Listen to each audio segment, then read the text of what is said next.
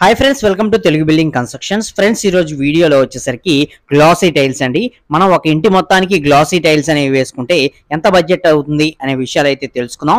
అలాగే glossy tiles వల్ల ఉపయోగాలేంటి, ఈ గ్లాసీ టైల్స్ వేసుకోవడం వల్ల మనకు కలిగే నష్టాలేంటి, ఇలా కంప్లీట్ ఇన్ఫర్మేషన్ అనేది ఈ టైల్స్ గురించి మనం క్లియర్గా అయితే తెలుసుకుందామండి. వీడియో అనేది పూర్తిగా చూడండి, అప్పుడే మీకు క్లియర్గా అయితే అర్థమవుతుంది. మీరు వీడియో స్కిప్ చేశారంటే మీకు కొన్ని పాయింట్స్ అనేవి మిస్ అయ్యే ఛాన్స్ అయితే ఉంటుంది.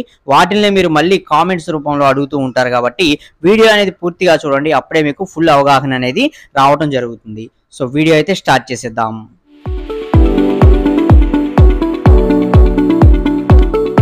Hi friends, welcome to Telugu building constructions.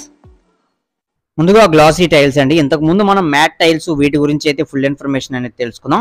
ఆ వీడియోస్ అనేవి ఎవరైనా చూడకపోయినట్లయితే ఎండ్ స్క్రీన్ లో ఇస్తాను, ఇక్కడ పైన మీకు ఐకార్డ్స్ లో కనిపిస్తూ ఉంటుంది. మ్యాట్ టైల్స్ గురించి తెలుసుకోవాలనుకుంటే ఆ వీడియోస్ అయితే చూడండి.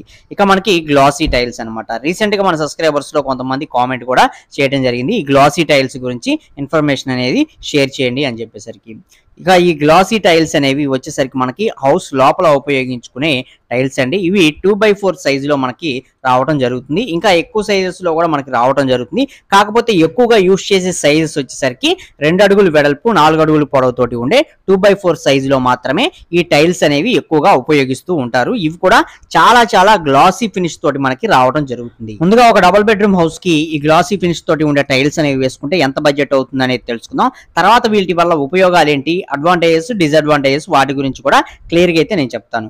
ముందుగా వీటిని మనం డబుల్ బెడ్రూమ్ హౌస్ లో వేసుకోవాలనుకుంటున్నాం కాబట్టి మీ ఇల్లు అనేది ఒక 1000 స్క్వేర్ ఫీట్ ఏరియాలో ఉండే హౌస్ గనక అయినట్లయితే, లేకపోతే ఒక 1200 స్క్వేర్ ఫీట్ ఏరియాలో మీకు హౌస్ గనక ఉన్నట్లయితే, ఆ హౌస్ లో మీకు మెజర్మెంట్స్ ఏ విధంగా వస్తాయి అన్నట్లయితే, ముందుగా మనకి బెడ్రూమ్ సైజ్ చూసుకున్నట్లయితే 12 అడుగులు వెడల్పు ఉంటుంది, 12 అడుగులు పొడవు అనేది రావడం జరుగుతుంది. సో 12 × 12 అంటే మనకి 144 స్క్వేర్ ఫీట్ ఏరియా వరకు కూడా రావడం జరుగుతుంది బెడ్రూమ్ 1 కి సంబంధించి. అలాగే సెకండ్ బెడ్రూమ్ వచ్చేసరికి ఒక అడుగు తగ్గించి పెట్టుకుంటూ ఉంటారు, లేకపోతే ఒక 6 అంగుళాలు తగ్గించి రెండో బెడ్రూమ్ తీసుకుంటూ ఉంటారు. సో ఆ బెడ్రూమ్ సైజ్ వచ్చేసరికి మనకి 12 × 11 సైజులో వస్తుంది. 132 స్క్వేర్ ఫీట్ ఏరియా వరకు కూడా మనం టైల్స్ అనేవి కొనుగోలు చేయాల్సిన అవసరం అయితే ఉంటుంది. ఈ రెండింటికి కలుపుకొని కామన్ హాల్ అనేది ఒక 10 అడుగులు వెడల్పు 24 అడుగులు పొడవులో హాల్ అనేది వస్తుంది. సో దీనికి 240 స్క్వేర్ ఫీట్ ఏరియా వరకు కూడా టైల్స్ అనేవి మనం కొనుగోలు చేయాల్సి ఉంటుంది. అలాగే కిచెన్ ప్లస్ డైనింగ్ ఏరియాలో వచ్చేసరికి 10 × 16 సైజులో మనం తీసుకుంటాం. సో దీనికి వచ్చేసరికి ఒక 160 అడుగుల వరకు కూడా పట్టడం జరుగుతుంది. మొత్తంగా కలుపుకొని మనకి 676 స్క్వేర్ ఫీట్ ఏరియా వరకు కూడా మనం టైల్స్ అనేవి కొనుగోలు చేయాల్సి ఉంటుంది అనమాట. సో ఇంతే తీసుకోవాలా అన్నట్లయితే ఇంతే కాదండి, వీటికి సైడ్ కూడా పీసెస్ అనేవి వేసుకోవాల్సి వస్తాయి కాబట్టి వాటితో కలిపి మనం తీసుకోవాల్సి ఉంటుంది. సో అప్పుడు మనకి టోటల్ గా ఒక 800 స్క్వేర్ ఫీట్ ఏరియాకి మనం టైల్స్ అనేవి కొనుగోలు చేసుకోవాలి. 800 చదరపు అడుగులకి మనం టైల్స్ అనేవి కొనుగోలు చేసుకోవాలనుకున్నట్లయితే ఇప్పుడు మీరు చూస్తున్న ఈ టైల్స్ ఏవైతే ఉన్నాయో జీవీటీ టైల్స్ అనమాట.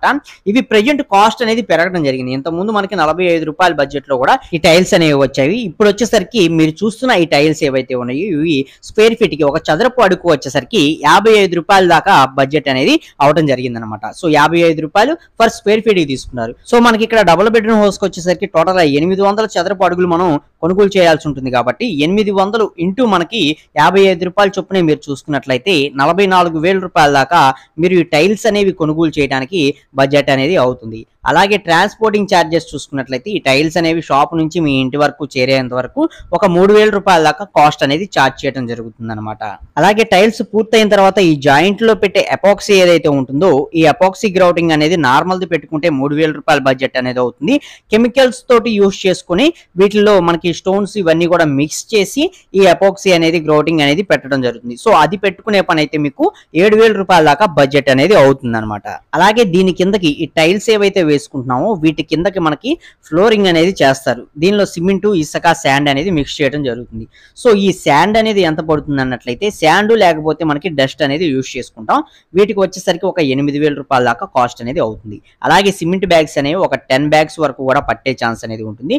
ఒక బ్యాగ్ అనేది 320 రూపాయల చొప్పునే మనకు చూసుకున్నట్లయితే మనకి 10 బ్యాగులు వచ్చేసరికి 3,200 రూపాయల దాకా కాస్ట్ అనేది అవుతుంది.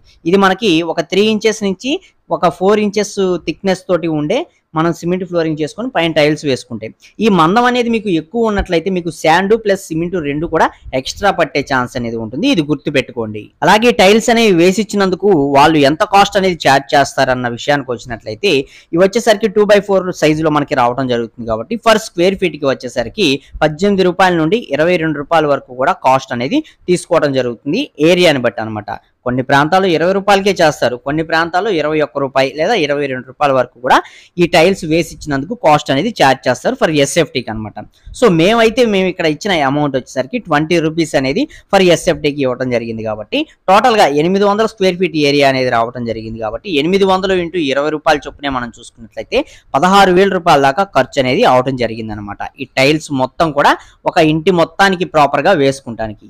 ఇప్పుడు మనకి టోటల్ గా ఎంత బడ్జెట్ అవుతుంది అన్న విషయం మనం చూసుకున్నట్లయితే 79,200 రూపాయల దాకా కాస్ట్ అనేది అవడం జరుగుతుంది. అంటే ఇంచుమించుగా 80,000 రూపాయల బడ్జెట్ అనేది ఓన్లీ మీ ఇంట్లో ఫ్లోరింగ్ మొత్తానికి గ్లాసీ ఫినిష్ తోటి ఉండే టైల్స్ అనేవి వేసుకుంటానికి మీకు ఖర్చు అనేది అయ్యే ఛాన్స్ అనేది ఉంటుంది అనమాట. ఇప్పుడు మీకు బడ్జెట్ అనేది తెలిసింది కాబట్టి అసలు ఈ గ్లాసీ టైల్స్ అనేవి వేసుకోవడం వల్ల ఉపయోగం ఏంటి, అలాగే వీటి వల్ల మనకు కలిగే డిసడ్వాంటేజెస్ ఏంటి అనేది కూడా మనం క్లియర్ గా అయితే తెలుసుకుందాం. ముందుగా ఇవి మనకి గ్లాసీ ఫినిష్ తోటి రావడం వల్ల వీటి పైన లుక్ అనేది ఎలా ఉంటుందంటే తలతల మెరిసిపోతూ ఉంటుంది. సో ఇవి చూడటానికి చాలా చాలా అందంగా మనకి కనిపిస్తూ ఉంటాయి అన్నమాట.